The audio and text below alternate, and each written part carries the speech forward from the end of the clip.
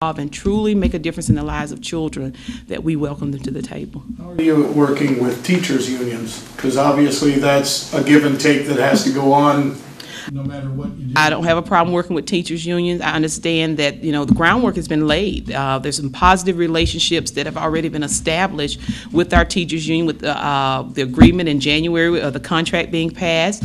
There was a major event, 2 weeks ago, with Dr. Dolan, our teachers' union, our principals, and District 150 staff, and other community members. So we're ready to get to work, and we will continue. I know the interim superintendent started a forum where they meet, and we will continue those regular meetings. And also I'll be getting out meeting with teachers. So, Dr. Lathan, I know you mentioned also getting parents involved and holding them accountable.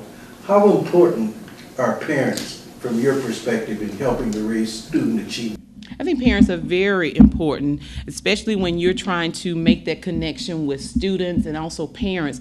Oftentimes, I've found, just in my own personal experiences, most parents are not involved because of the fact that they had a bad experience with schools, whether it was with a particular teacher, could have been with the principal or the superintendent, and people want to feel welcome. They want to know that you have their children's best interests at heart, and that you welcome whatever skills they bring to the table. If they can give 15 minutes of their time, we'll take the 15 minutes. But I also want people to understand, I said it earlier, parents need to work. I'm a working parent, so I work a lot.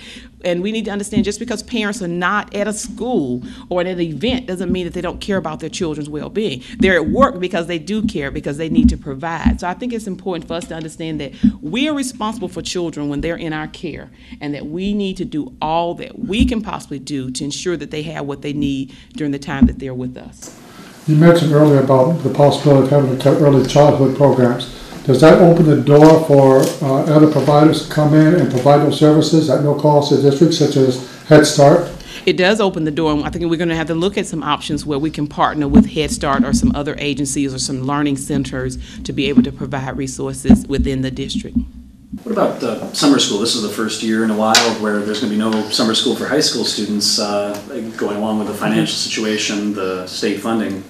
Any thoughts, or what would you say to the parents about that? I would say that today I had opportunity at the regional superintendent's office to meet the Illinois Virtual High Schools person, so online learning. And so we were going to be talking about some other options possibly for our high school students. It is hard not to provide high school, summer school for our high school students. So we're looking at that.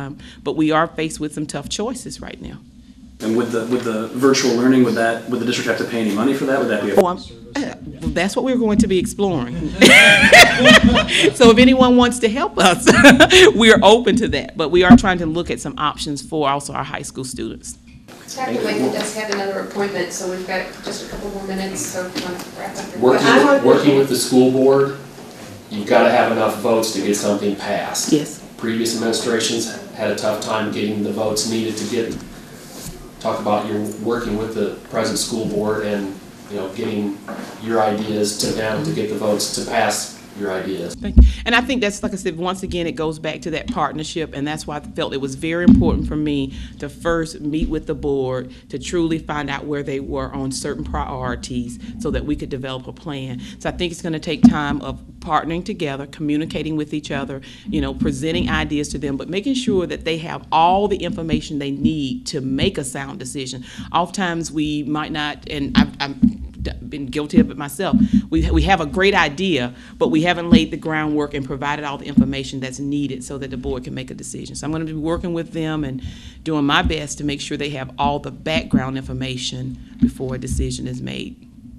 There's an off-the-wall question. How are you at working with people like us? Because obviously we're going to have questions. We're going to want to talk to you, especially as this budget process through the state either goes or doesn't go. I mean, are you available to chat with us? I'm available. And one of the things, that's Ed. Okay, Ed. I'm definitely available. Like I said, the last couple months have been, like I said, I wanted to wait to meet with the board. I think that was very important for me because the way you start a partnership is the way you end it. So if you start it, if it's fragmented, then that's an issue.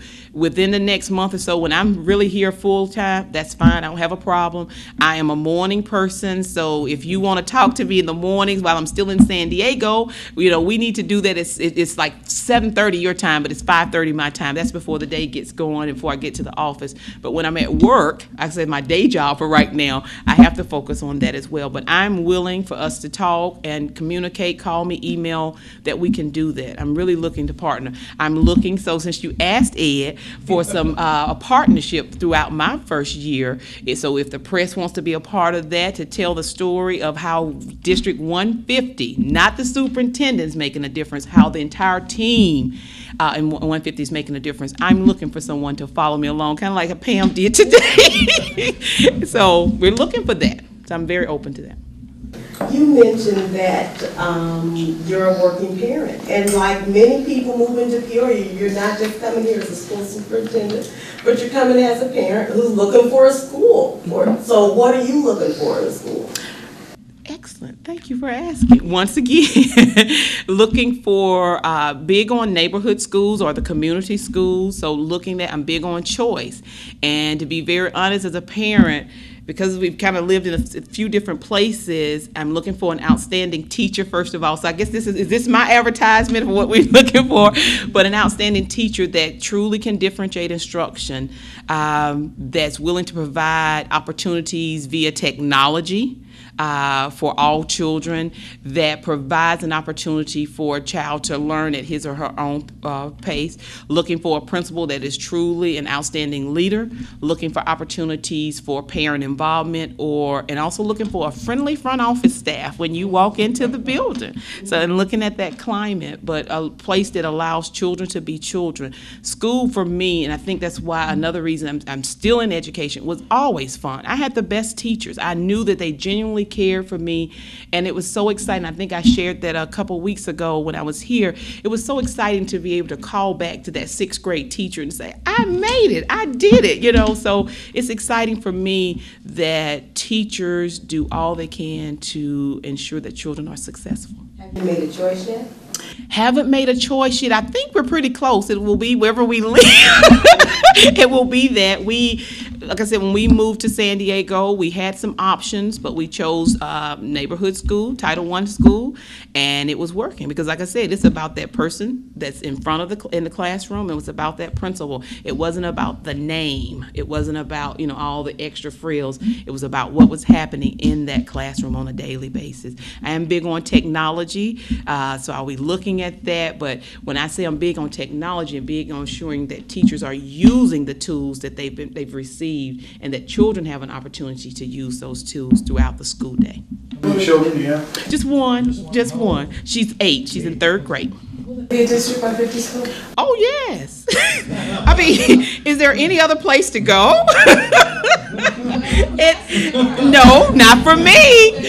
No, District 150 school. I mean, things will get better. And in order for things to get better, we have to be here, we have to live it and see it. And so it'll be District 150. Mm-hmm. Thank you.